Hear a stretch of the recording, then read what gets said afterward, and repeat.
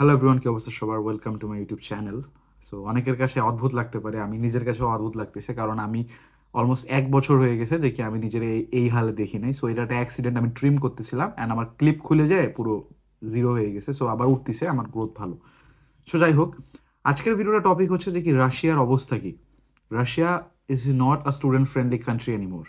Foreign friendly কান্ট্রিও নাই, student friendly কান্ট্রিও নাই। কারণ কি, যতদূর আমি দেখতেছি, শুনছি যে কি Russia is suffering from their illegal immigrants.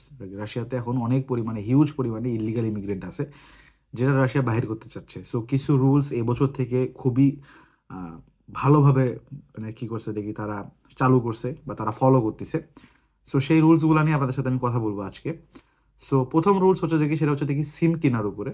So আপনি যদি ফরেন সিটিজেন হন, আপনি সিম কিনতে গেলে আপনার পাসপোর্ট লাগবে, আপনার মাইগ্রেশন কার্ড লাগবে, আপনার পাসপোর্টের ট্রান্সলেশন লাগবে, স্নিল লাগবে, ঠিক আছে? এবং আহ, অবশ্যই শপে গিয়ে আপনার সেটা ভেরিফাই করে দেন আপনাকে সিম কিনতে হবে।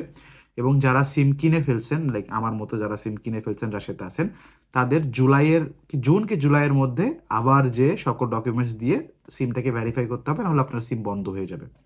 তো এটা হচ্ছে দেখি প্রথম রুল যেটা দেখলাম।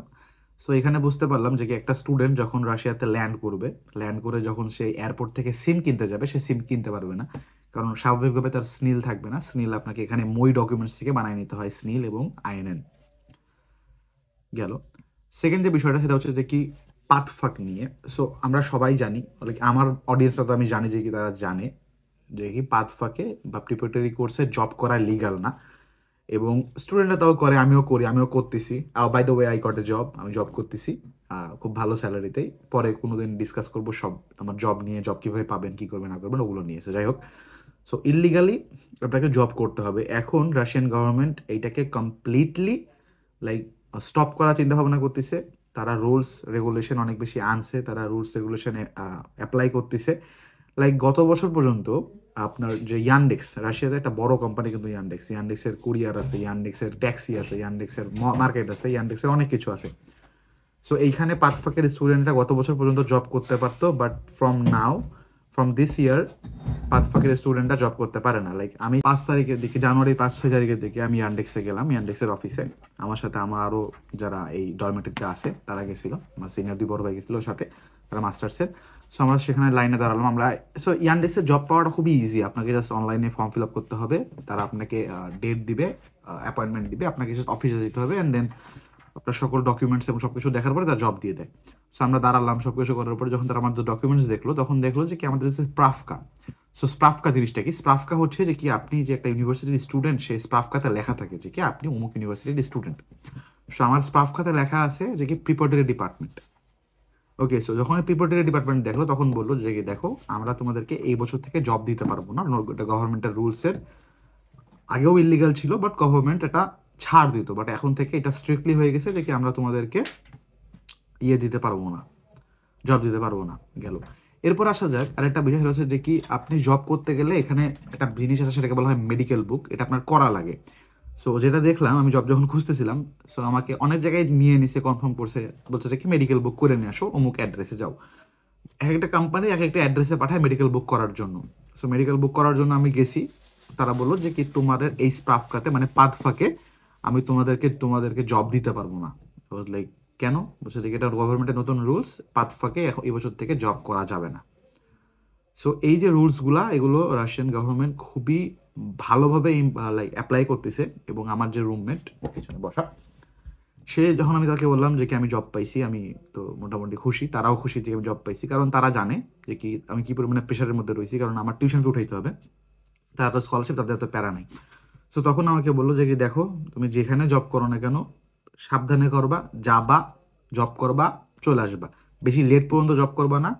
কারণ হচ্ছে যে কি তাদের অলরেডি তাদের দেশের 2 থেকে 3 জন স্টুডেন্টসকে ডিপোর্ট করা হয়ে গেছে, কারণ তারা জব করতেছিল, পুলিশ ধরছে, ডকুমেন্টস দেখছে, মানে তারা জব করে বের হচ্ছিল এমন অবস্থাতে পুলিশ ধরছে, অ্যান্ড দেন তারপরে রেস্ট ইজ হিস্টোরি, তাদেরকে রিপোর্ট করে দিয়েছে। প্লাস আমার যা ক্লাসমেট আছে, স্টুয়ার্ট নাম তার, সে জ্যাম্বিয়ার। সো তারও একটা ফ্রেন্ড, দানিয়াল সম্ভবত নাম, সেও হচ্ছে দেখি ডিপোর্ট খেয়ে গেছে জব করার কারণে। সো এই বিষয়গুলো আপনাদেরকে বুঝতে হবে, যারা জব খুঁজতেছেন, যারা যারা করতেছেন। সো এই রুলসগুলো আপনাদেরকে দেখতে হবে। এবং যারা সেপ্টেম্বর ইনটেকে অ্যাপ্লিকেশন করার চিন্তা ভাবনা করতেছেন, যদি পসিবল হয় ইংলিশ ল্যাঙ্গুয়েজে অ্যাপ্লিকেশন করেন এবং এখন থেকেই রুস্কি শেখার চেষ্টা করেন। বাট আবার এখানে আরেকটা বিষয় আছে, সেটা হচ্ছে দেখি বর্তমান যে সিচুয়েশন অ্যাম্বাসির এবং সব কিছুর, আপনি শুধুমাত্র রাশিয়াটাকে মেন প্রায়োরিটি রেখেন না, আপনারা অন্যান্য দেশেও দেখেন।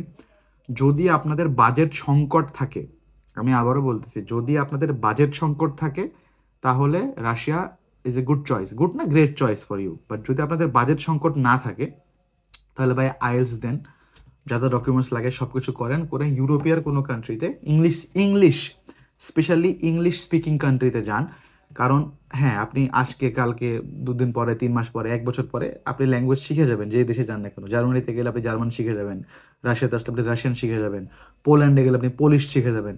বাট প্রথম যে বছরের যে ঝামেলাটা, বা প্রথম না শেখা পর্যন্ত যে ঝামেলাটা, এটা ভাই লাইক বলার বাহিরে, কিভাবে বলবো জানি না। কারণ মানুষের মনের ভাব প্রকাশ করার মাধ্যমকেই ভাষা বলে। আপনি আপনার মনের ভাবই প্রকাশ করতে পারবেন না যখন আপনি ল্যাঙ্গুয়েজ জানেন না।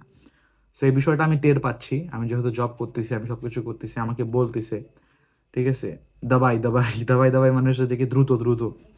তো প্রথম দিন যেগুলো গেলাম, ঠিক আছে, যে কি আমাকে বলতেছে হ্যান ত্যান, তো আমি কিছুই বুঝতেছিলাম না।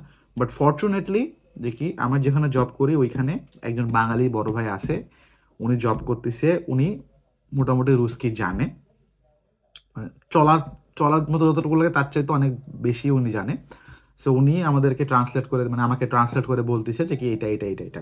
না হলে আপনি নিজে যে, এটা একটা বড় ব্যাপার বিষয়, ঠিক আছে, যে লাইক জব করবেন ওইখানে যদি আপনাকে বলে, আপনি যদি না বুঝেন তাহলে তো কিভাবে কি মানে কমিউনিকেশন না হলে তো আপনার কোনো কিছু করা যায় না। সেই বিষয়গুলো আপনাদেরকে মাথায় রাখতে হবে। So, যারা সেপ্টেম্বর ইনটেকে চেষ্টা করতেছেন তারা ইংলিশে আসেন এবং রাশিয়ান ল্যাঙ্গুয়েজ প্র্যাকটিস করে থাকেন, যদি বাজেট ইস্যু না থাকে। সো যাই হোক, এগুলোই ছিল আজকের আপডেট, লাইক আজকে না, লাইক রাশিয়ার বর্তমান আপডেট। এবং আরেকটা বিষয়, সেটা হচ্ছে যে কি যারা মনে করেন যে কি রাশিয়া সোনার হরিণ, রাশিয়া সোনার হরিণ, ঠিক আছে, মানলাম রাশিয়া সোনার হরিণ, বাট এখানে অনেকগুলো ফ্যাক্ট আছে। এক হচ্ছে আপনাকে মেন কোর্সের স্টুডেন্ট হওয়া লাগবে, 2 আপনাকে ভালো রাশিয়ান জানা লাগবে, লাইক চলার মতো রাশিয়ান জানা লাগবে, যে কি আপনি কনভারসেশন করতে পারতেছেন, আপনাকে যেটা বলতেছেন আপনি সেটা বুঝতেছেন। এরকম রাশিয়ান জানলে গায়ে আপনার জন্য এটা সোনার হরিণ হতে পারে। কারণ পাথ ফাঁকে যদি আসেন, প্রিপারেটরি কোর্সে আপনার কাছে কোনো অপরচুনিটি নাই করার জন্য। আপনি যেখানে জব করেন না কেন, আপনার যেটা মিনিমাম একটা স্যালারি সব দেশেরই থাকে, যে কি এত টাকা তোমাকে দেওয়াই লাগবে। তো যখনই তো দেখে পাত ফাঁক, তখনই তারা স্যালারিটাকে একেবারে কমাই দেন, দেখ 200, 220, 250, 250-র বেশি যায়ই না, ঠিক আছে, স্যালারি পাত ফাঁকের স্টুডেন্টদের ক্ষেত্রে। লাইক আমি তো অনেকের সাথে কথা বলছি, তারা 250-র বেশি পায়ই না। এবং কোথাও করলেও, ঠিক আছে, সেগুলো মনে করেন একেবারে হার্ড লেবারিং জব, যেটাই খারাপ না কেন আপনার কষ্ট আছে। সো এগুলো মাথায় রাখতে হবে। যারা মাথায় রাখতে চিন্তা ভাবনা করতেছেন যে কি ধার দেনা করে আমি রাশিয়া আসবো, এসে 1 বছরের মধ্যে ধার দেনা উঠাই ফেলবো, ভাই পসিবল না, পারবেন না, পাগল হয়ে যাবেন। যাদের চিন্তা ভাবনা যে কিনা আমি জব করব, ক্লাস করব, পড়াশোনা করব, টিউশন ফি দিব, এটাও পসিবল না। লাইক আমাদের সিচুয়েশন বর্তমানে, আমার কালকে এক্সাম, বাট আমি আচ্ছা ভিডিওটা দিচ্ছি কারণ এডিট আমি এখন করবো না, এডিট পরে করবো। বাট বিষয়টা হচ্ছে দেখি আপনাদেরকে বুঝাতে চাচ্ছি যে কি আপনারা যে সিচুয়েশনটা ভাবতেছেন এই সিচুয়েশনটা না, আমি যেটা ভাবতেছি এই সিচুয়েশনটা এমনও না। যাই হোক, লাইক আমার যে সিচুয়েশনটা বলতেছি সেটা হচ্ছে যে কি আমার এখন আমি একটা লাইক একটা কি বলে সাইকেলের মধ্যে চলতেছি। সেটা হচ্ছে দেখি ক্লাস করতে গেলে, পড়তে গেলে ঠিক মতো, মানে প্রপার যেটাকে ক্লাস করা পড়াশোনা করা বলে, সেটা করতে গেলে টিউশন ফি দিতে পারবো না। কাজ করতে গেলে পড়াশোনা হচ্ছে না। সো এর মধ্যে আমার লাইফটা ঘুরতেছে এখন। কাজ করতে গেলে টিউশন ফি দিতে পারবো, সরি পড়াশোনা হবে না, পড়াশোনা করতে গেলে টিউশন ফি দিতে পারবো না। সো এটা নিয়েই এখন চলতেছে। তো দেখা যাক কতদূর কি আগায়, কতদূর কি করতে পারি। সো এটাই ছিল রাশিয়ার আপডেট।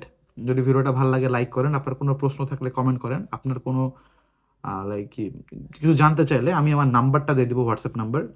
প্লিজ ভাই কাইন্ডলি মেসেজ দিয়েন, ঠিক আছে, বোকার মতো কল দিয়েন না। কারণ আপনার টাইমের, বাংলাদেশ টাইম আর আমার টাইমের মধ্যে আকাশ পাতাল ডিফারেন্স। 3 ঘন্টা মনে হতে পারে যে কি অনেক কম, বা 3 ঘন্টা অনেক বেশি ডিফারেন্স, আমি সেটা টের পাচ্ছি। আর দ্বিতীয় বিষয়টা হচ্ছে যে কি আপনাদের মতো আমি বেকার না।